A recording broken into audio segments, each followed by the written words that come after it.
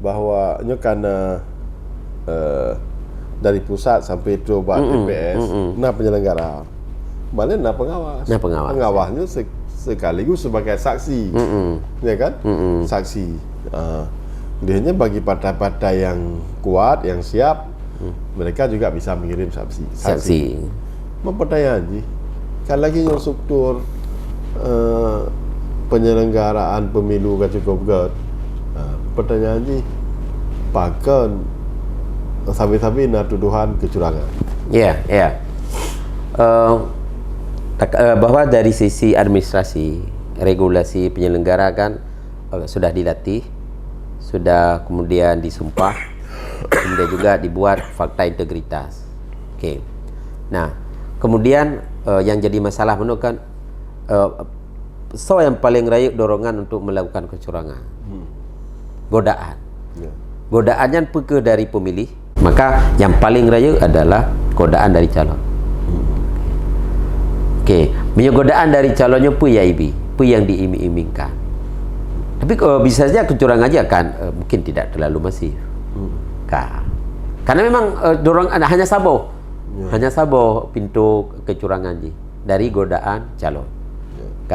Bak tanya orangnya justru kendari calon awal pun yang dorongan justru hal yang lain pun bak pembentukan pun kan bermasalah. Dari kok juga dari calon sebenarnya kan? Dari calon cip. Tapi bukan digoda, tapi mereka sudah menyiapkan. Orangnya kayak siapkan. Mereka sudah terstrukturnya. Okay. Mereka punya kewenangan membentuk penyelenggara. Bentuk tu orang nyotrok nguyup gede. Jadi sama dengan niat awal, kelis sekedar godaan, menggoda. Normal terbentuk penyelenggaranya berarti godaan. Siapa yang bertahan, siapa yang roboh. Betul. Tapi menyegeta yang orangnya kondisi peker raya orangnya sementara aturan kanan apa karena pembentukan penyelenggaranya bermasalah. Dan fakta uji bermasalah sampai bakte kan pansus. Betul. Tapi hasilnya juga tidak jelas. Persoalan lain tapi tidak bisa dibantah. Fakta yang lain pun. Nah, peraturan KPU yang menyatakan bahwa etik tidak boleh mengangkat kerabat, kroni, teman sebagai penyelenggara. Sementara orangnya, KPPS-nya rata-rata adalah keluarga dari PPS. PPS keluarga dari PPK. Aturannya so tegakkan.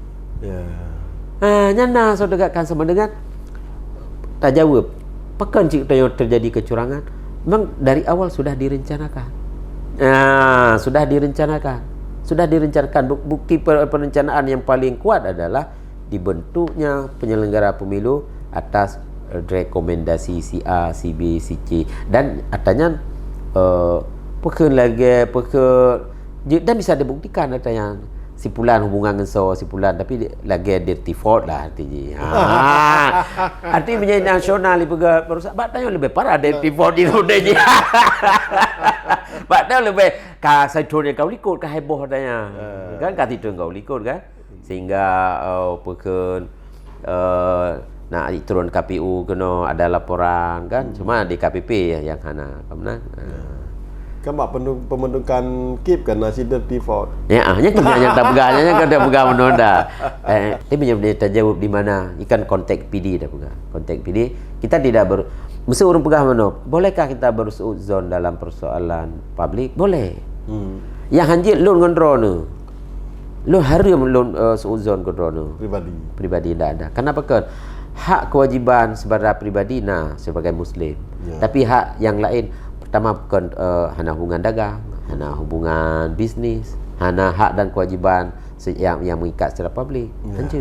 Tapi kau pelbagai lembaga pemerintah pelbagai hamka sebuah kaedah dalam fikih politik kebunan ihtarisu bisu idzan. Kita boleh berseudon kepada pemerintah. Apakah pemerintah punya kewenangan yang besar mengelola anggaran, membuat regulasi. Kemudian hak-hak rakyat pada mereka. Maka kita boleh berseuzon dalam batas, tetapi tidak boleh anarkis. Hanya beda. Makanya kita kritik pemerintah. Bisa itulah disebut dengan amar ma'ruf nahi munkar. Maka metode apakah terbuka atau tertutup. Nyala ilmu perkara. Nah, penyelenggara pemilu kan wilayah publik. Kita boleh berseuzon. Nah, kemudian bagi penyelenggara, ukuran penyelenggara berintegritas kan transparan. Ketika penyelenggara tidak transparan, sama dengan integritasnya dipertanyakan. Untuk menyatakan kita berintegritas adalah transparan. Untuk membangun trust kan dengan transparan. Para politisi yang berprinsip lagi dalam pemilunya lebih agak digugat daripada menggugat. Ya. Jadi kan Najib pernyataan lain. Orang yang talunya karena kalah curang kan Najib istilahnya. Tajawabnya kan. Kemudian tengok pekan politik ala Masyafili. Artinya kalau menanglah dengan securang-curangnya sehingga orang yang kalah tidak akan bisa mengejar. Ini prinsip yang berudhat. Minyak curang biar pecut. Bubrak. Ketika bubrak, orang fikir. Nyo yang terjadi pada negara nyo, ibu buat ju bubrak. Kemudian orang lain fikir berat tak. Nah, kelemahan pemilu itu kan secara prosedural. Indonesia adalah negara demokrasi ketiga terbesar di dunia secara prosedural. Dan harus diakui itu. Setelah China, Amerika, India dan Indonesia, artinya negara nomor 4 lah terbesar secara demokrasi prosedural, tapi secara substansial lagi menurut. Artinya orang talu bisa saja bukan karena talu yang hana curang, hana le bubut tinggal talu. Kan bisa juga kemungkinan menang karena curang, kalah juga karena sedikit curangnya. Kalah curang juga kan hana duduk kemungkinan juga. Artinya ada kemungkinan, tapi bagi lagi menurut Apega secara prosedural bagi KPU sepanjang sudah dilantik, sudah kok balik, sudah selesai pemilu itu. Tapi kualitas pemilu itu harus dijawab oleh Bawaslu. Karena mereka adalah penjamin kualitas pemilu. Masuk quality control lah. Quality control. Kembali ke masalah menu. Artinya memang ini kan PR besar kita. PR besar pendidikan politik yang harus ditingkatkan.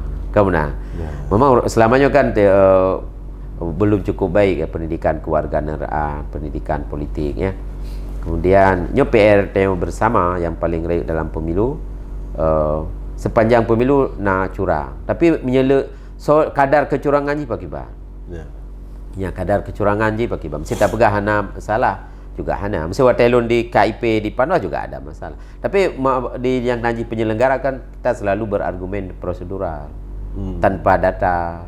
Misalnya hakim mendepa si A-nya adalah penjahat. Tapi ketika tidak bisa dibuktikan kan keyakinan hakim juga fakta hukum hana. Batanya banyak persoalan. Kecurangan ada tapi membuktikan kecurangan kan dia butuh energi. Butuh saksi yang itu juga karena perlindungan hukum dia lumah terhadap saksi. Daripada saksi juga hanya rumah le. Kebanina. Jadi mental penegakan hukum kita juga banyak persoalan. Maka jika ditanya apa yang harus dilakukan ke depan, maka salah satunya adalah sistem pemilu kita rubah. Secara teknis dirubah, secara teknis dirubah. Orangnya mata pejabat TPS-nya mumang TPS-nya mumang. Surat suara le 5, kemudian bagi penyelenggara hitung truk ngombenga, orangnya rekap di kecamatan. Hana lilih murau-urau. Betul. Secara teknis maka harus wacana pemilu lokal dan pemilu nasional. Pemilu nasional hanya 3 surat suara, presiden, DPR, DPD. Sederhana. Ketika pemilu lokal hanya 4 surat suara, gubernur, bupati, DPRA, DPRK. Bupati dan gubernur kan surat-suratnya sedikit mudah penghitungannya cepat. Jadi harus ada wacana terubah. Apabila perlu Aceh yang mengusulkan dengan kekhususan Aceh, kita usulkan bahwa di Aceh kita laksanakan pemilu lokal dan pemilu nasional. Sudah saatnya menyertakan lendurnya dan juga dapat pedom peneliti pemilu. Kalau secara teknis bahwa sudah saatnya kitanya tak wacanakan pemilu lokal dan pemilu nasional. Itu untuk mengurangi beban kerja secara teknis. Perbaiki, menjawab tantangannya. Dalam keyakinan orang agama pemimpin lahirnya sesuai budnya. Menyertai God akan lahir pemimpin God. Memang nak hadis Nabi, tapi orang sebagian meragukannya hadis Nabi, tapi kiban tayo menang pemimpin. Okey. Pemimpinnya kan kewenangan raya panjang. Raya panjang kewenangan, anggaran, regulasi, pengawasan, mandu-mandu. Karena tidaklah pemerintah dalam makna luas. Kan pemerintah dalam makna sempit. Ya, ke pemerintah dalam makna sempit. Nah, oleh karenanya kiban ukenya 5 tahun mungkin hanapannya, tapi akan banyak apa kan hana trip dah 5 tahun. Tapi 5 tahun itu akan memberi efek yang panjang sekali. Ya. Oligarki kekuasaan, ya. Kemudian mereka akan menguasai sumber yang paling besar adalah anggaran. Ketika anggaran tidak berpihak pada rakyat, itu kan akan memberi efek yang tidak baik. Pemerataan pendidikan, orangnya kan yang dikejar pertumbuhan, pemerataan tidak. Akan terulang loh. Jadi menyenyo terjadi pemilu ke-5 tahun akan terulang lagi yang tayo. Orang dimiskinkan. Jadi kuasai, jadi gizi politik loh. Jadi gizi politik. Maka sarannya ya rubahlah dulu teknis pemilu. Yang kedua rubah sistem pemilu. Partai ke depan dibiayai oleh negara. Kan wacananya itu harus dihidupkan, walaupun itu kan idenya Pak Anies misalnya. Negara mengambil peran itu. Biar partai harus dibiayai oleh negara. Kemudian rubah sistem. Tidak boleh jadi calon orang yang tidak hanahek taga apa partai itu jadi calon, janganlah. Diberikan jadwal, dirubah sistem, minimal dia jadi anggota partai 5 tahun. Jadi orang dia berdarah-darah di partai dulu, berkeringat di partai. Kemudian kalau menyekal lagi kan baru dah pegang sistem, pilih partai saja. Syaratnya diperbaiki. Tak pilih partai kenapa? Karena syarat jadi kader itu yang penting. Ketika dicalonkan oleh partai, dia sudah punya jejak rekam yang jelas di partai politik. Jejak sosial, kapital sosialnya jelas, kapital politiknya jelas, aktivitas sosialnya jelas, aktivitas politiknya jelas. Jadi itu dua hal. Artinya kan tidak berhenti hari ini. Indonesia memang tidak kiamat dengan pemilunya, tapi setidaknya menyanata perbaiki semangat tengok rut lah urut sat. Ya baik. Itu dah begah baik lagi geludai, tapi tak tengok tapi lagi geludai. Keledai politik lah, jangan jadi keledai politik lah. Okey, terima kasih. Mungkin sampai siap. Bincang-bincang ringan kita nyorongnya dengan Ustaz Junaidi Ahmad, pengamat politik, pengamat aktivis sosial, akademisi di PD, mantan KIP, mantan Panwasli Kabupaten, KIP Provinsi. Hanya dalam PD Podcast Haba Jeroh Bojroh, podcastnya orang PD. Wassalamualaikum warahmatullahi wabarakatuh. Assalamualaikum warahmatullahi wabarakatuh.